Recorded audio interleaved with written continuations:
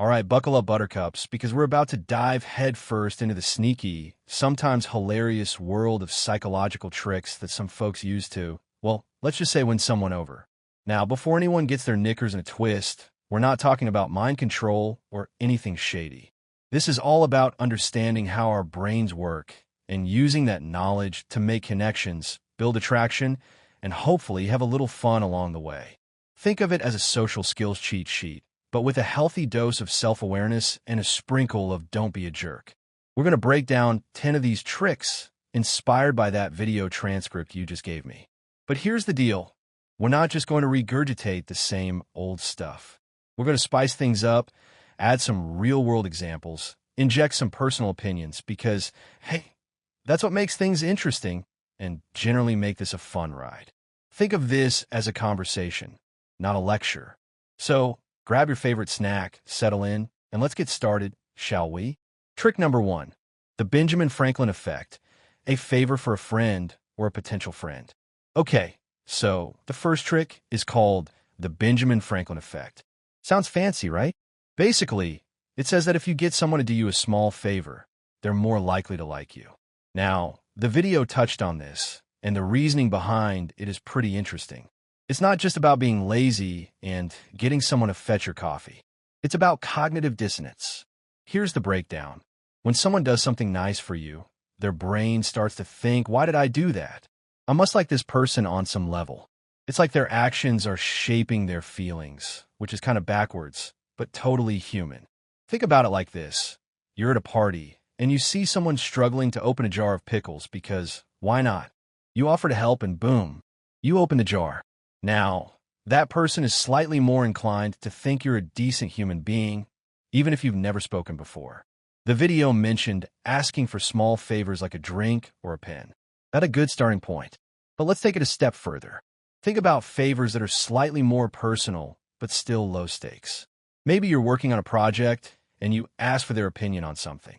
Or perhaps you're trying to find a good restaurant and you ask for recommendations. The key is to make it feel genuine. Don't just ask for a favor for the sake of it. Find something that actually requires their input or assistance.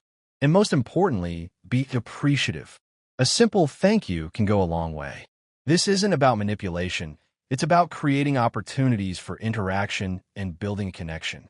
I remember one time I was at a bookstore looking for a specific biography. I couldn't find it, so I asked a woman browsing nearby if she happened to know where the biography section was. She not only pointed me in the right direction, but she actually walked me over there and helped me find the book I was looking for. I was so grateful, and I definitely felt a connection with her after that. We ended up chatting for a few minutes about books and authors. It all started with a simple request for help. Trick number 2, the 3.5-second stare, eyes that speak volumes, but not in a creepy way. Next up is the 3.5-second stare. Now, this one can be a little tricky, so listen up. The video suggested holding eye contact for 3.5 seconds to create a sense of allure. The theory is that prolonged eye contact conveys confidence and creates a deeper connection. Okay, I get the idea, but let's be real here. Staring at someone for too long can be super awkward and even a little intimidating. Nobody wants to feel like they're being analyzed or interrogated. So, how do we make this work without turning into a creepy stalker? The key is to be natural and genuine. Don't just fixate on their eyes like a laser beam. Instead, use eye contact as a way to enhance your conversation. Make eye contact when they're speaking to show that you're listening. Hold their gaze for a moment longer than you normally would, but then break it naturally. Think of it like a dance. You want to lead, but you don't want to step on their toes. A good way to practice is to focus on the emotion you want to convey. If you want to show interest, let your eyes sparkle with curiosity. If you want to show empathy, let your eyes soften with understanding. The video mentioned smoothly shifting your focus after the 3.5 seconds. That's a good tip, but I would add that you should also smile. A genuine smile can make all the difference. It shows that you're friendly and approachable, and it takes the edge off the intensity of the eye contact. I once went on a date with a guy who had amazing eye contact. He wasn't staring, but he made a point of looking me in the eyes when I was talking. It made me feel like he was really listening to me, and it created a sense of intimacy. It wasn't just the eye contact itself, but the way he used it to connect with me. Remember, it's not just about the technique, it's about the intention behind it. Trick number 3, the name game, remembering and repeating their name. The power of a name. This one is simple, but surprisingly effective. The video emphasized that repeating a woman's name in conversation can make you seem more familiar and trustworthy. This taps into the psychological principle that our own name is one of the most important sounds we hear. Think about it. When someone remembers your name, it shows that they're paying attention to you. It makes you feel valued and respected. It's a small gesture that can have a big impact. The video suggested mentioning her name 3 times in a conversation. That might be a good guideline, but don't overdo it. You don't want to sound like a parrot repeating the same word over and over again. Instead, use her name naturally in the conversation. For example, instead of saying, "That's a great story," you could say, "That's a great story, Sarah." Or instead of saying, "What do you think?" you could say, "What do you think, Sarah?" The key is to make it sound natural and not forced. You can also use her name when you're saying goodbye. "It was great meeting you, Sarah. I hope to see you again, Sarah." I remember being at a networking event once and meeting a ton of new people. I'm terrible with names, so I made a conscious effort to repeat each person's name when I met them. "Nice to meet you, John." "It's a pleasure, Mary." It really helped me remember their names, and I think it made them feel more connected to me as well. Another tip is to write down her name immediately after you meet her. This will help you remember it later on. You can also try associating her name with something else, like a person you know or a place you've been. Remember, it's not just about remembering the name, it's about showing that you care. Trick number 4, the smile shuffle, contagious positivity, and the mirror neuron magic. Okay, time for feel-good trick. The video highlighted the power of a genuine smile. It turns out that smiling is contagious, thanks to those fascinating little things called mirror neurons. Here's the deal. When you smile at someone, their mirror neurons fire, causing them to unconsciously mirror your expression. This creates a feeling of happiness and positivity, which they then associate with you. It's like a happiness domino effect. The video said it's like a magic wand for winning someone over. That might be a slight exaggeration, but it's definitely a powerful tool. A genuine smile can make you seem more approachable, friendly, and attractive. But here's the thing, it has to be genuine. A fake smile is easy to spot, and it can actually have the opposite effect. It can make you seem insincere or even creepy. So, how do you cultivate a genuine smile? The key is to focus on positive thoughts and feelings. Think about something that makes you happy, like a funny memory or a future goal. This will help you relax and let your smile shine through. You can also practice smiling in the mirror. Pay attention to the muscles in your face and try to relax them. A genuine smile involves not just your mouth, but also your eyes. Look for the crinkle around the eyes. That's a sign of a real smile. I remember working in customer service and having to smile at customers all day long. It was exhausting, but I quickly learned that a genuine smile could defuse even the most tense situations. People are more likely to be patient and understanding if you approach them with a positive attitude and a friendly smile. Another tip is to smile even when you don't feel like it. Sometimes just the act of smiling can actually improve your mood. It's like a self-fulfilling prophecy of happiness. So go out there and spread some smiles. You might be surprised at the positive impact it has on your interactions. Trick number 5, the chameleon caper, mimicking behavior for instant rapport. All right, now we're getting into some sneaky stuff. The video introduced the chameleon effect, which is all about subtly mimicking someone's behavior to create a sense of connection. The idea is that people are naturally drawn to those who are similar to them. By mimicking their gestures, posture, and even their speech patterns, you can create a subconscious feeling of rapport and connection. The video mentioned a study from 1999 that discovered this effect. It's pretty fascinating stuff. But again, we need to be careful here. You don't want to turn into a straight-up mimic. That would be weird and off-putting. The key is to be subtle and natural. Don't just copy everything they do. Instead, focus on mirroring a few key behaviors. For example, if they're leaning forward, you can lean forward slightly as well. If they're using their hands to gesture, You can incorporate some hand gestures into your own speech. You can also mirror their tone of voice and their speaking pace. If they're speaking slowly and calmly, you can do the same. If they're speaking quickly and excitedly, you can match their energy level. I once worked with a guy who was a master of the chameleon effect. He could adapt to any situation and build rapport with anyone. He wasn't consciously trying to mimic people, but he had a natural ability to connect with others. It was fascinating to watch. One time, we were meeting with a potential client who was very analytical and detail-oriented. My coworker immediately picked up on this and started speaking in a very precise and logical way. He even started using some of the same technical terms that the client was using. The client was clearly impressed, and we ended up landing the deal.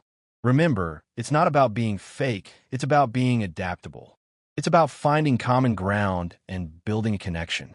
Trick number 6, the touchy-feely zone, subtle, physical contact for deeper connection. Okay, things are about to get a little more intimate. The video talked about the power of subtle, physical contact in building attraction. Now, this is a delicate area, so we need to tread carefully. The video mentioned touching areas like the shoulders, forearms, lower back, and waist. That's a good starting point, but it's important to read the situation and be respectful of boundaries. The key is to be subtle and appropriate. Don't just randomly grab someone. Instead, look for opportunities to make casual, innocent touches. For example, you could lightly touch their arm when you're laughing at something they said, or you could gently touch their lower back when you're guiding them through a crowded room. The video suggested asking her to dance as a planned chance for physical contact. That's a great idea. Dancing is a fun and natural way to get closer to someone. Another tip is to offer a high five or a fist bump. These are friendly and non-threatening ways to break the touch barrier. I remember being at a party once and seeing a guy who was clearly trying to be touchy-feely with a woman. He was constantly putting his hand on her back and getting way too close. She looked visibly uncomfortable, and I could tell that she was trying to get away from him. It was a major turnoff. The point is, physical touch should be consensual and respectful. Pay attention to body language and cues. If someone seems uncomfortable, back off. But when done right, physical touch can be a powerful way to build intimacy and connection. It releases endorphins and oxytocin, which are hormones associated with pleasure and bonding. Remember, it's not about being grabby, it's about being affectionate. Trick number 7, the laugh track, humor as a highway to the heart. Time to get funny. The video highlighted the importance of humor in attracting women. It turns out that women are generally drawn to men who can make them laugh. The video explained that laughter releases endorphins, which are hormones associated with pleasure. So, when you make someone laugh, you're essentially activating their brain to link pleasure with you. It's like creating a positive association with your presence. The video offered to share more tips on how to master the art of making a woman laugh. Well, I'm here to deliver. The key is to be yourself and find your own unique sense of humor. Don't try to be someone you're not. People can spot a fake a mile away. Think about what makes you laugh and try to incorporate that into your interactions. Do you enjoy telling jokes? Do you have a knack for witty banter? Do you like making silly observations about the world around you? The most important thing is to be genuine and authentic. Don't try to force it. If you're not naturally funny, that's okay. There are other ways to connect with people. I remember going on a date with a guy who tried way too hard to be funny. He kept telling jokes that weren't very funny, and he was always interrupting me to make a wisecrack. It was exhausting and annoying. The best kind of humor is effortless and natural. It comes from a place of genuine connection and understanding. It's about finding the humor in everyday situations and sharing a laugh with someone. Another tip is to be able to laugh at yourself. Self-deprecating humor can be very endearing. It shows that you're confident and don't take yourself too seriously. Remember, it's not about being a comedian, it's about being playful and fun. Trick number 8, the confidence code, exuding self-assurance without being a jerk. All right, time to talk about confidence. The video emphasized that women are naturally drawn to men who carry themselves with self-assurance. The video described confident men as those who live by their own standards without constantly seeking approval from others. They know their own value and don't resort to begging for affection. The video mentioned the rule of minimum effort, which is all about confidently being yourself and not overthinking or trying too hard. Okay, I'm on board with all of that. But let's be clear. Confidence is not the same as arrogance. Arrogance is about putting yourself above others. Confidence is about believing in yourself without putting others down. The key to exuding confidence is to focus on your strengths and accomplishments. What are you good at? What are you proud of? When you focus on your positive qualities, you naturally radiate confidence. You can also practice confident body language. Stand tall, make eye contact, and speak clearly. These small changes can make a big difference in how you're perceived. I used to be incredibly shy and insecure. I would constantly worry about what other people thought of me, and I would always try to please everyone. It was exhausting and ultimately made me miserable. Eventually, I realized that I needed to stop seeking external validation and start believing in myself. I started focusing on my strengths and working on my weaknesses. I started taking risks and pushing myself outside of my comfort zone. Over time, I became more confident and self-assured. It wasn't easy, but it was definitely worth it. Confidence is not about being perfect. It's about accepting yourself for who you are. Remember, it's not about being cocky. It's about being comfortable in your own skin. Trick number 9. First impressions. Making it count. The video jumped into the importance of first impressions, calling it the Leesburg tip effect. The video said that this first impression has the person believing that your entire life is in line with the first glance of yourself. We have all heard how important first impressions are. But let's ask the question, why are they so important? A first impression is important because it sets the tone for all future relations with that individual. It's a chance to make a positive initial impact and build a foundation of trust and good feeling. So, what is the best way to make sure that your first impression is a good one? Be prepared. When you know that you're going to be meeting someone for the first time, be prepared. Do a little research on them so you know a little about them and have some talking points for when you meet. Be on time. Nothing says that you don't care about someone than to be late for your first meeting with them. If you are on time, it will show them that you respect them and their time. Smile. Remember the point we made about smiling? It is just as important in a first impression. Listen more than you talk. Make sure to pay attention to what the other person is saying. People love to talk about themselves, so give them a chance to do so. Ask follow-up questions. You want to make them feel as though you really care about what they have to say. Be yourself. Don't try to be someone you are not. People can see through a fake. Just be yourself and let your personality shine. A first impression can make all the difference. Trick number 10. Stand tall, power posture. And finally, the video finished off with a discussion about power posture, which is how to stand and present yourself to reflect power. Here are some tips for your power posture. Stand tall. Imagine that there is a string attached to the top of your head, and it is pulling you up. Keep your head up. Look straight ahead. Don't look down at the ground. Keep your shoulders back. Don't slouch forward. Keep your shoulders back and your chest out. Keep your feet firmly planted. Stand with your feet shoulder-width apart and distribute your weight evenly. Smile. Smiling is a reflection of power, as we discussed earlier. Your body language speaks volumes to those around you. If you're standing in a slump position, then you're telling those around you that you have no confidence. Make sure that you are standing tall and proud so that you portray an aura of confidence. The big takeaways. Don't be a tool, be a human. Okay, we've covered a lot of ground here. 10 tricks designed to help you connect with people, build attraction, and maybe even find a little romance along the way.